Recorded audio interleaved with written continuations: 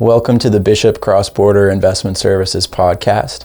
I'm Lee Scully. I'm an associate investment advisor. This is Stephen Bishop, investment advisor. In this episode, we're going to discuss our cross-border investment management services and what we do for clients who move across the U.S.-Canada border. Stephen, would you like to discuss how the business operates, what we do for people, who we typically help, for anyone watching, just to explain what our services are? Yeah, well, the types of clients that are looking for our services are, in most cases, U.S. citizens / residents that have changed their residency to Canada, moved to Canada, or moved to the Maritime Provinces in our case, and they need help with that transition regarding their U.S. domiciled investment accounts, so their IRA accounts, their 401s, and their taxable brokerage accounts. And it's a little complicated because the brokerage firms in the United States, once the person changed their residency, can't deal with them anymore because they're not licensed to deal with them in Canada. And in most cases, their firm is not licensed to deal with them. And so they need a solution, and we can provide that solution through our cross-border services under the Raymond James umbrella. So it's a niche type of a business offering, and we've been doing it for over 10 years on the cross-border specialty, and in my case, over 40 years in the investment industry. So we're a pretty mature group, and quite capable of handling the needs of the cross-border clients. Right. Yeah, and I think we're quite different from a lot of groups because typically an advisor and a firm would operate on one side of the border or the other, but not both because of the licensing regimes and the fact that they're very different systems. It takes a long time to gain the expertise in working in both jurisdictions. So the fact that we have both licenses is a very unique thing.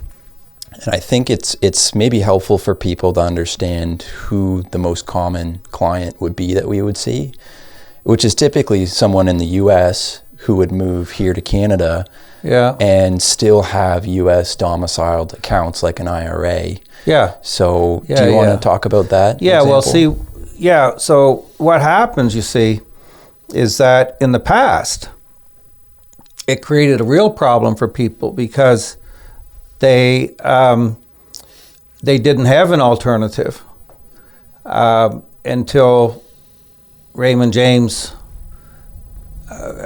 created the new division, the subdivision of this big Raymond James umbrella of companies, and which is called Raymond James USA Limited. So once that got put into place, those of us working under the Raymond James Canada platform could then get our U.S. licenses and start helping people under the Raymond James USA platform. So what it did was it made it so these clients who in the past were faced with some pretty big decisions and not good ones, a lot of cases it was collapsing their IRAs and paying the taxes on them. They don't have to do that anymore. So today, if we engage with the clients, we can the accounts that they have that are like an IRA or some type of a trust type of an account that has to stay domiciled in the United States, we can just bring that on under our Raymond James USA platform. And then if they have a taxable account that's in the United States, they can't leave it there once they change the residency. So then we bring that on under our Raymond James Canada platform. In the end, what happens is that they don't have to incur any big tax issues because we are licensed in 2 countries. So like you've always joked with me, we have 2 hats on. We put our U.S. hat on or we put our Canadian hat on. And so whatever the issues are that they have to deal with, we just need to identify what those are, and then we can deal with them. And so the only thing they have to do is they have to move their accounts from their current provider to the Raymond James USA platform for those accounts that will fall under that, and the Raymond James Canada platform for those that will fall under that. So it's not complicated for us, and it really does solve the situation that people are in because they've decided to change their residency and move from the United States to Canada. So it's the typical client is usually retired or a business person that's moved, but typically they're retired, moving to Canada for either family reasons or other reasons, and they have monies invested in IRA accounts or other types of retirement accounts that are domiciled in the States that have to stay in the States. Yes. And that's typically the clientele that finds us and is looking for the services. Right. Yeah, I would say that's our core value add, is allowing a solution that wouldn't require someone to liquidate an account and incur such a tax hit in 1 year. Yeah, that's no one wants to do that. Especially if you're under 59 and a half, because then you pay an extra 10%. It's not good. And but we can do it, and we do it every day. That's what we do every day, and we do it quite well. And so we just need to identify this. The clients contact us. We identify the situation that they have, all the pieces that we need to deal with, and then we provide the solution. What is it you said to me one day? We're problem solvers. Exactly. Yeah, we're problem solvers. Yeah. For people that have moved to the cross-border, that people move to Canada from the States. And also we deal with people that move from Canada to the States. That's right. Because it's the other way too. So we have people, Canadian residents that move to the United States, and they have Canadian registered accounts, like RRSP accounts, and they have Canadian taxable accounts, and so it's just the opposite of that. So we deal with those people as well. So it's quite an interesting thing, really. For sure. We see lots of situations that you don't think people will deal with, and a lot of them have nothing to do with investing. But it's moving across the borders it's a big deal. It's a big deal. It can be complicated. And just to bring that full circle, I think if we walked through a quick hypothetical, people might identify with being at a certain stage, and it might be helpful for people to really grasp what we're getting at. So the common situation is, let's say we have John Doe, who's in the States. He's retired, he has an IRA. That's the simplest case. He moves to Canada, so maybe he's here in Nova Scotia with us. And the first thing that usually happens to John is his financial institution learns of his residency change. He is then notified that he's got 60, 90 days to find another advisor because the firm down in the States is not licensed to deal with him now that he's a Canadian resident. That's the first thing that happens to John, and then he's left to his own devices to try to figure out what to do. Some people might steer him towards liquidating the account. He might not know that he has alternative options, and then hopefully he listens to our podcast, or he finds us, or he finds someone like us who has both licenses. And then mechanically, it's pretty simple in the sense that all we would need to do with John would be open up an IRA on our Raymond James US platform. So he's physically in Canada. His IRA will stay domiciled in the States. It stays in the States. Yeah. And then it's fully compliant because we've got the licensing and there's no regulatory issues with doing it that way. It allows him to keep his account tax deferred. And really, like you said, it's as if it's the same thing as if he was down there and receiving an investment management service.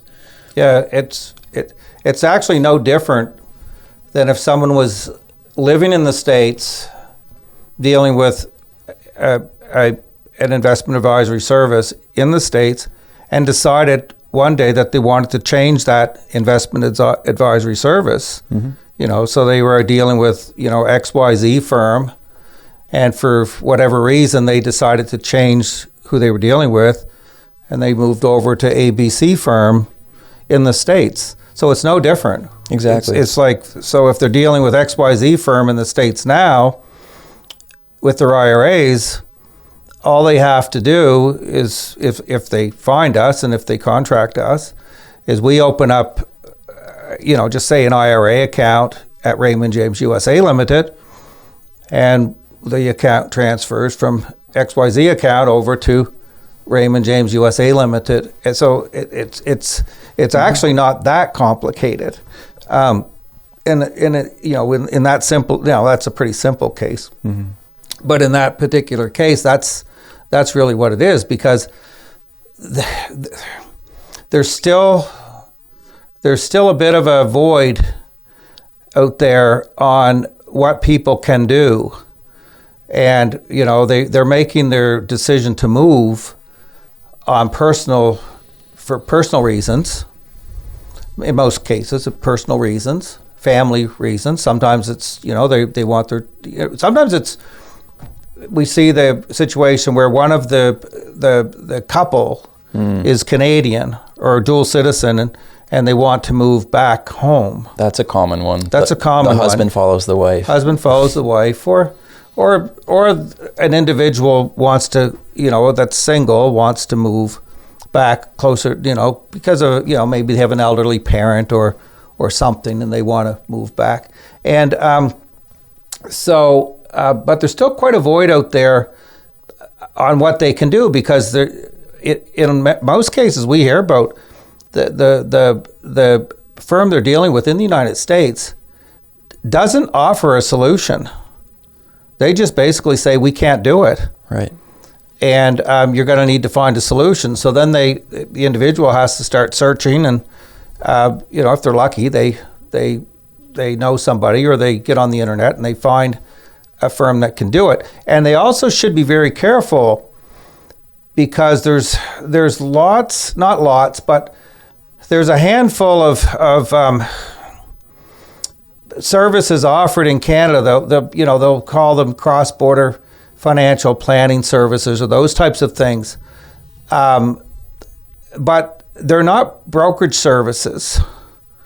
They're just more like a consulting or a tax consulting service, and where we are actually a full-blown, full-service brokerage service, which is regulated by the FINRA in the States, and so some firms advise, whereas we advise and implement and manage and hold everything. Yeah, it's no different with us. It's no different than what they have. Right. Basically, just dealing with different people, but also with the expertise of cross-border, because they're gonna have to deal with issues from the Canadian side if they have taxable investments, and there's a whole list of other things, like when it comes into tax planning and estate planning, and the list goes on, and we have a lot of contacts in the associated industries because of what we do, where the client, we can help clients find like the cross-border tax people, cross-border legal, lawyers, and so on. We don't offer the service, but we can help them. We can guide them, to find these other professionals, which, and we strongly encourage that in the early stages to start the conversations to see what things they should do and shouldn't do. And especially the tax advice, right? Because like you said, it's a puzzle. We're a piece of the puzzle. We're a piece of the puzzle. And we integrate with tax advisors and the other pieces, but we're specifically on the investments and the account management. They also, people moving, need specific cross-border tax advice, which we work with others to deliver, basically. But and it's important, like you said, to find that early too. You want to start the planning early. I mean, there's so many little things. Like one of the stories I tell about is about, the clients were moving from the States to Canada, and they did everything they thought they were supposed to do, and they changed they imported their vehicle, their truck, but they forgot to import the U-Haul, or their own personal U-Haul trailer that had all their stuff in it. So when they got to the border, they came across, but their trailer had to stay in the U.S. until they dealt with the paperwork, and it wasn't a big deal, but it was just, there's some funny little things that people wind up dealing with the moves that are beyond what we do. Mm-hmm. But there's a lot to it. I mean, we have that cross-border checklist that you provide people when they contact us, and we've got other stories we can tell people. But as far as the work goes on what a person needs to do with their IRAs and their investments and things, we can do it. We can do all of it. Not half of it, all of it, and there's a lot out there that say they can that can't. That's right. So people need to be aware of this and do their homework and talk to different ones to find out what they can or can't do. So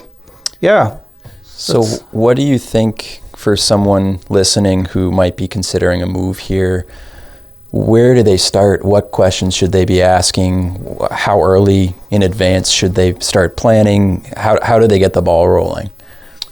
I think that if a person's planning to move from one country to another, that decision in itself is pretty significant. So that's not something they're going to take lightly. So then they have to break down all the pieces of what that's going to entail. Our piece is a small piece. Mm-hmm. Or I shouldn't say small piece. It's a piece of it. But there's lots of other things that they have to deal with when it comes to moving. So the earlier people start asking the questions, the better.